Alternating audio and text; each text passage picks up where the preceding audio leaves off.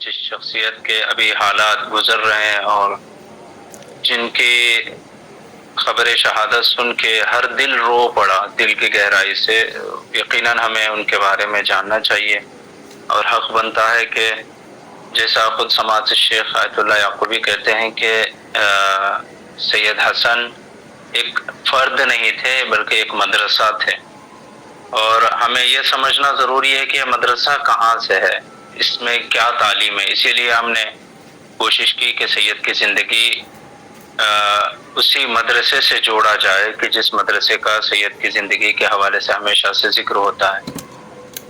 پروردگار عالم قرآن مجید میں سورہ انفال میں ارشاد فرماتا ہے کہ وَأَلَّفَ بَيْنَ قُلُوبِهِمْ لَوْ أَنفَقْتَ مَا فِي الْأَرْضِ جَمِيعًا مَا أَلَّفْتَ بَيْنَ قُلُوبِهِمْ وَلَكِنَّ اللَّهَ أَلَّفَ بَيْنَهُمْ إِنَّهُ عَزِيزٌ حَكِيمٌ۔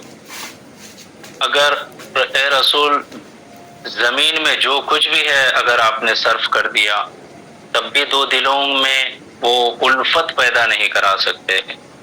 کسی بھی شخصیت کی دو چیزیں بہت امپورٹنٹ ہیں کہ اگر اس کی اینڈنگ بگننگ کبھی کوئی اتنی امپورٹنس نہیں ہوتی کہ کہاں پیدا ہوا کیسے پیدا ہوا، لیکن کس طرح سے اس دنیا سے گیا یہ بہت زیادہ امپورٹنٹ ہوتا ہے۔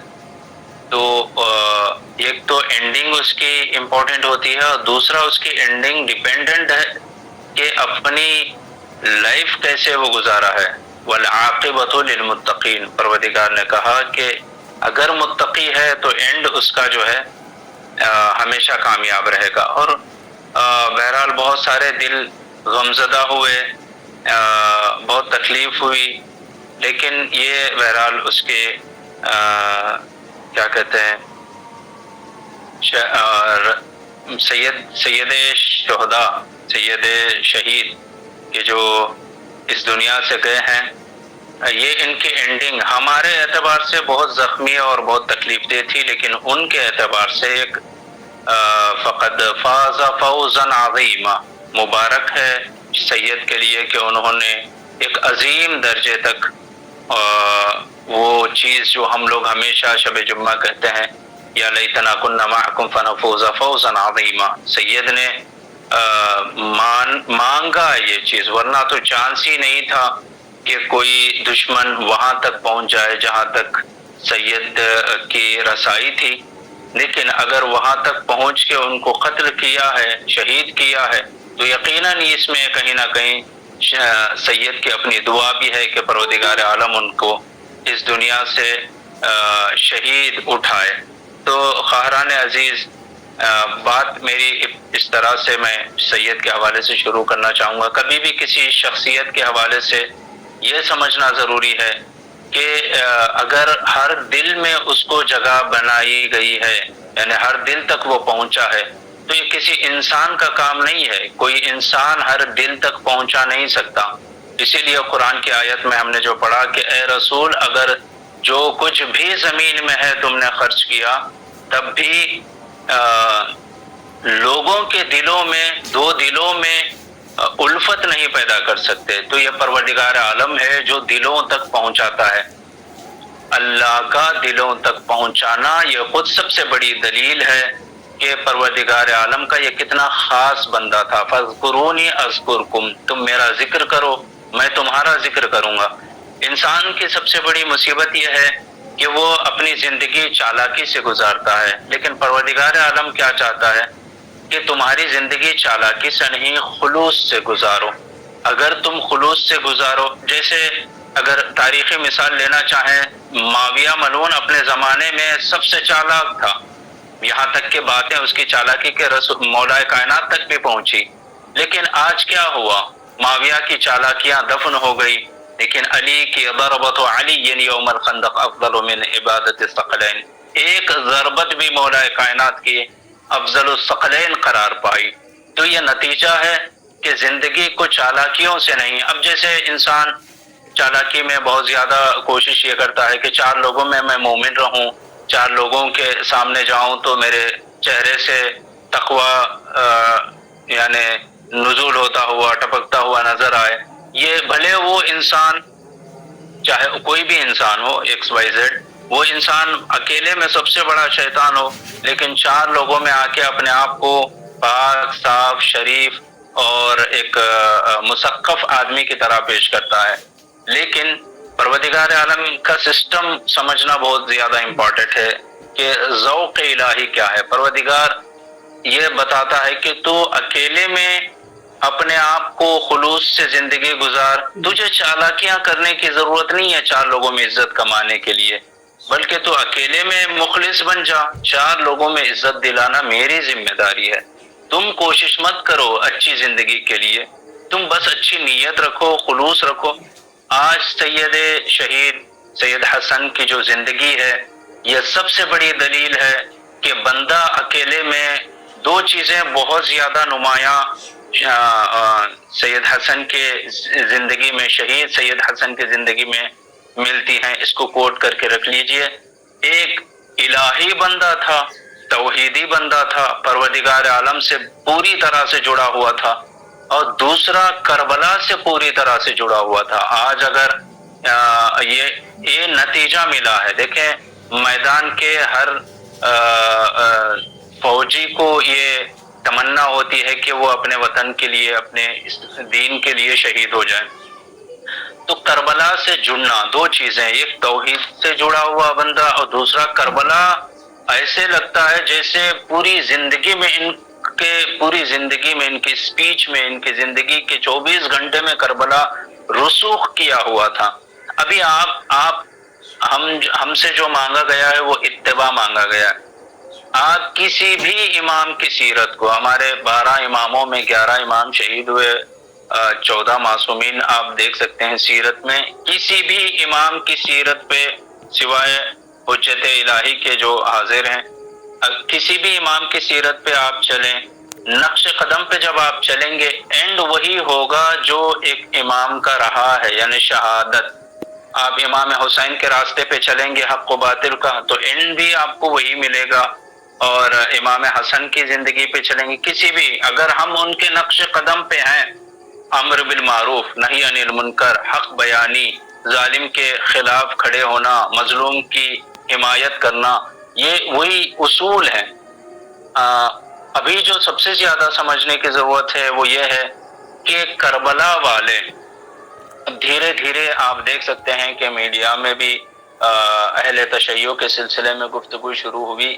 یہ وہ مذہب ہے جو کربلا اور غدیر سے جڑا ہوا ہے، اور کربلا اور غدیر ہمیں کیا بولتے ہیں، مصلحت والی زندگی، سیاست والی زندگی سکھاتا نہیں ہے۔ کربلا اور غدیر ہمیں اصولوں والی زندگی سکھاتا ہے۔ انہی اصولوں کے ساتھ سید الشہید اپنی زندگی بھر، سید حسن کے کوئی بھی خطاب آپ اٹھا کے دیکھیں، سید کے ہر خطاب میں آپ کو کربلا نظر آئے گی۔ آپ نے بار بار سنا ہوگا ہیہات من نزل اللہ، ہمیشہ سید کے اس جملے کو آپ نے سنا ہوگا کہ الا ان الداعی وابن الداعی قد رکزا بین اثنتین بین السلۃ والذلہ وہیہات من نزل اللہ۔ یہ اصول ہیں کربلا کے۔ اور آپ نے ہمیشہ سنا ہوگا کہ انی لا اری الموت الا سعادہ والحیات مع الظالمین الا برما۔ یہ اصول ہے کربلا کے، جسے مولا امام حسین نے کہا تھا کہ حسین ظالمین کے ساتھ زندگی کرنے سے موت کو گلے لگانا اپنی خوش قسمتی سمجھتا ہے۔ اور ایک ظالم نے جب ہمیں 2 راہ پہ چھوڑا کہ یا ذلت کی زندگی جیے یا پھر راہ سبیل الہی میں قتل ہو جائیں، تو امام نے یہ نعرہ بلند کیا ہیہات من نزل اللہ۔ آپ تمام خطابات سید حسن دیکھ لیں، ایسے لگتا ہے کہ کربلا ان کے رگ رگ میں، خون کے ہر قطرے میں کربلا بسی ہوئی تھی۔ اسی لیے ہمیشہ ان کے نعروں میں کربلا ہی تھی۔ ما ترکتک یا حسین، جب جملہ یہ کہتے ہیں اپنے خطاب میں کہ حسین چاہے ہمیں 1000 بار جلایا جائے، قتل کیا جائے، جلایا جائے اور ہمارے راہ کو ہوا میں اڑائی جائے، تو ما ترکتک یا حسین، اے مولا ہم کبھی آپ کو نہیں چھوڑیں گے۔ تو آپ ہر خطاب میں کربلا نظر آئے گی۔ اسی لیے سید اپنے خطابات میں بھی کہتے ہیں کہ وہ لوگ کہ جو یہ کہتے ہیں کہ لبیک یا حسین، کیا مطلب ہے لبیک یا حسین؟ سید بتاتے ہیں اپنے خطاب میں لبیک یا حسین کا مطلب یہ ہے کہ ایک آدمی جب میدان جنگ میں کھڑا ہوا ہو تو وہ اس بات کے لیے تیار رہے کہ ساری دنیا اسے چھوڑ دے، تب بھی وہ اکیلا کھڑے ہو کے لڑنے کی طاقت رکھتا ہو، چاہے دنیا اس سے مکھر جائے، چاہے دنیا اس سے 100 طرح کی باتیں کہے، لیکن وہ اکیلا بھی کھڑے ہونے کی طاقت رکھنے کا نام لبیک یا حسین ہے۔ لبیک یا حسین کا مطلب کیا ہے؟ یہ سمجھاتے ہیں سید اپنے خطاب میں کہ لبیک یا حسین کا مطلب یہ ہے کہ ایک ماں اپنے فرزند کو تیار کرے راہ فی سبیل اللہ میں قربان کرنے کے لیے، اور جب اس کا بیٹا قتل ہو کے اس کا کٹا ہوا سر اس کے گود میں آئے تو روئے نہیں، چلائے نہیں، بلکہ اپنے بیٹے کے چہرے سے غبار ہٹا کے یہ کہے کہ بیٹا بیض اللہ وجہک کما بیضت وجہی امام سیدت فاطمہ الزہرا سلام اللہ علیہا، بیٹا تمہارا چہرہ سفید ہو، نورانی ہو، اسی طرح سے جس طرح سے تو نے شہزادی فاطمہ زہرا سلام اللہ علیہا کے نزدیک تو نے میرے چہرے کو سرخرو کیا، تیرا چہرہ بھی سرخرو ہو۔ اس کا مطلب ہے لبیک یا حسین۔ لبیک یا حسین کا مطلب یہ ہے کہ ساری دنیا اپنی جگہ پہ رہے۔ یہی تو قرآنی تعلیمات ہیں۔ قرآن کہتا ہے فَتَمَنَّوُا الْمَوْتَ إِن كُنتُمْ صَادِقِينَ، اگر سچے ہو تو موت کی تمنا کرو۔ پچھلے سال کا جو آخری سید کے خطابات رہے محرم میں، نعرہ بھی یہی تھا السنا علی الحق۔ دیکھیں آپ، ان کے نعروں میں کربلا ہی ملے گا، ان کے بیان میں کربلا ہی ملے گا، ان کے پریکٹیکل لائف میں بھی کربلا ہی ملے گا۔ یہی وجہ تھی کہ ایک مرتبہ جب ہم لوگ شاید مولانا عرفان صاحب بھی وہیں تھے، جب حالات جب سیریا اور لبنان میں داعش کی وجہ سے خراب ہوئے، تو ایک کے سر کو کاٹ کے لا کے جب پھینکا گیا تھا لبنان ہی میں، اس کی ماں نے، وہ شیعہ ہی تھا، اس کی ماں نے اس کا سر اٹھا کے میدان جنگ میں ویسے ہی پھینکا جس طرح سے کربلا میں میدان میں پھینک کے بتایا کہ جو ہم راہ الہی میں دے دیتے ہیں اسے واپس نہیں لیتے۔ تو یہ کہاں سے درس حاصل ہوتا ہے؟ کربلا اور غدیر۔ کربلا ہمیشہ تیار رہنے کا نام ہے، اور غدیر ہمیشہ حق کے راستے پہ رہنے کا نام ہے۔ صراط مستقیم کا نام غدیر ہے، نہ آگے بڑھ جانے کا نام غدیر ہے، نہ پیچھے رہ جانے کا نام غدیر ہے۔ انہوں نے جیسے